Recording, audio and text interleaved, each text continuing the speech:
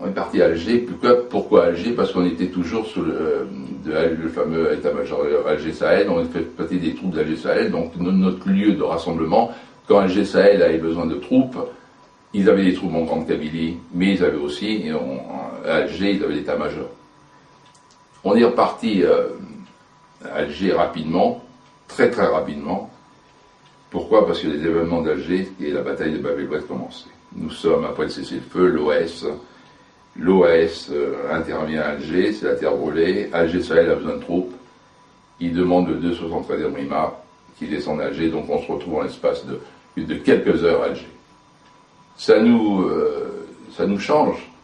On est en Grande Kabylie, en 1000 mètres d'altitude, on se retrouve en pleine ville d'Alger. Donc c'est plus les mêmes combats, les unités combattantes c'est plus les mêmes. On reçoit des chaînes pour attacher nos armes parce que dans la rue il y a des nouvelles techniques de combat de rue.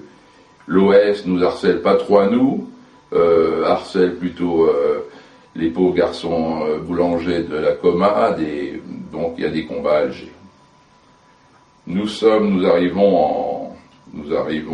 le maintien de l'ordre à Alger, à Bab el-Oued, et on arrive à la bataille de Bab el-Oued. Le 273e RIMAR est en première ligne puisqu'il est cantonné, donc c'est un combat. L'OAS contre l'armée française.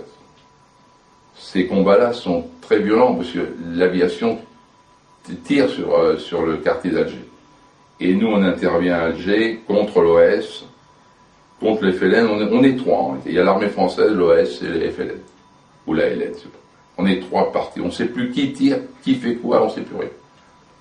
Et on participe au dur combat de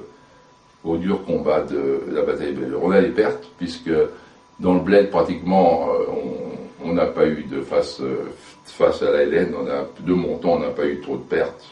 Pratiquement, mon commando mon unité n'a pas eu de pertes. À part l'accident, vraiment, combat, on n'a pas eu de pertes. Alors là, on a 18, sur le tapis, on a 18.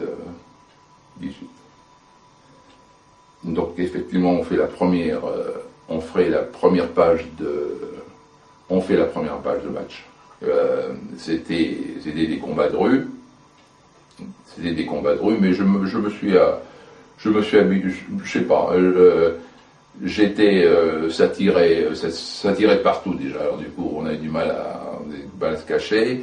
Au moment qu'on a la fameuse bataille de Bab el-Oued, là où c'est qu'on est sur Paris Match, on a des tués autour de nous, l'aviation tire au-dessus de nous, c'est même plus dangereux pour nous puisque on est en pleine ville. Non, tout le monde tire, on sait pas bien où, ni comment, ni où, ni on sait pas trop bien. On sait que les combats de rue, on sait pas. Une rue est à nous, l'autre rue n'est pas à nous, et puis surtout, alors du coup, à un moment donné, on nous enlève nos tenues camouflées, on nous met parce que l'OS a que des tenues camouflées, on nous met d'autres tenues kaki pour nous différencier. En plus, il y a des déserteurs, des trucs, et je sais pas, ça tire.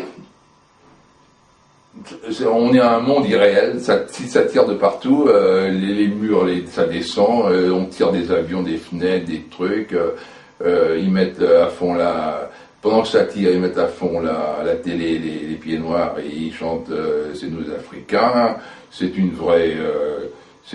vrai souk, c'était un souk. Mais par contre, un souk quand même, l'OS tire sur des jeunes du contingent qui faisaient le pain, et ils en tuent je sais pas combien, 8 je crois, dans un camion. Nous, on est pris à partie tous les jours, on est pris à partir, on se défend, on sait même pas si c'est de la LN, de l'OS, des Français, entre des déserteurs, des trucs, on sait rien, c'est une vraie pagaille, et ça se termine, les pieds noirs prennent le bateau, nous on se remet au cantonnement, mais on combat le matin. On était sur une école de sage-femme d'Alger. On a un repas à midi. Après l'après-midi, on recombat. On se croirait Je me rappelle, j'ai des photos, des très belles photos. On a des repas le midi avec des grandes tables. On a la bière fraîche, un repas haut de gamme qu'on n'avait jamais bouffé pendant on se croirait qu'on va à l'hôtel.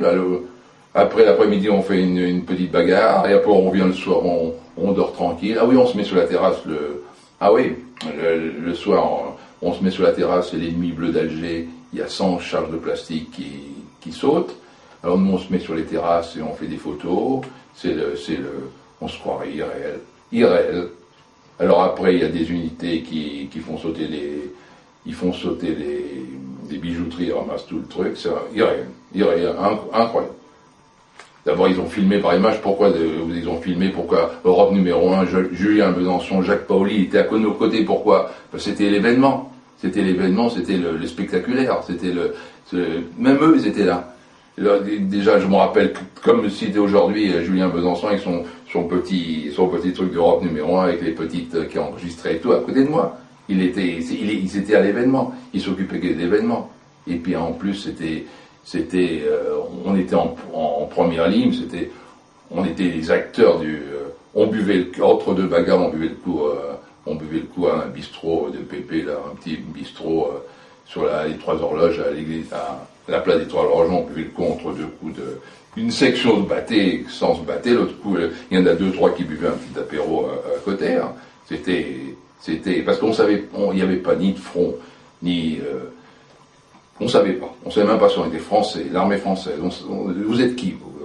D'abord, on demandait aux gens, quand on croisait une autre section, on demandait qui ils étaient. Alors, comme on ne pouvait pas tous rapatrier, parce qu'on était presque 500 000, donc, du jour au lendemain, on ne pouvait pas faire. Vous voyez, si on met 1000 personnes par bateau, vous voyez le nombre de bateaux qu'il faut déjà pour rapatrier 500 000 hommes qu'on avait là-bas. Donc là, pendant des années, il y avait eu un flux et un reflux, et puis d'un seul coup, il fallait que tout le monde parte, plus les pieds noirs. Donc effectivement, ils n'ont pas pu, mais théoriquement, c'était ça, c'est quand les cessez-le-feu intervient quelque part, en quelques semaines, on rapatrie tous les bons hommes, et là, ça n'a pas été le cas, on est resté. L'indépendance arrive, nous sommes à Alger toujours, on est des événements faits que, au lieu de rapatrier des unités combattantes comme le nôtre directement, on attend que chacun arrive à fin d'échéance pour les rapatrier. Ça fait que pour les rapatrier en fin de service. Donc on est stationné en plein, on n'aurait pas dû nous laisser en plein Alger. Et il y a une unité du 117e RI qui font tampon entre la population algérienne et puis nous, puisqu'il y a des rancœurs, effectivement, des unités combattantes qui étaient en plein Alger pendant les événements. Donc, on est rapatrié suivant la date de fin de. Donc moi, pour ma part, je reste après l'indépendance 6 mois, Alger toujours, et à un moment donné, c'est mon tour, la classe 21B est libérée, donc je retourne en France en décembre 60.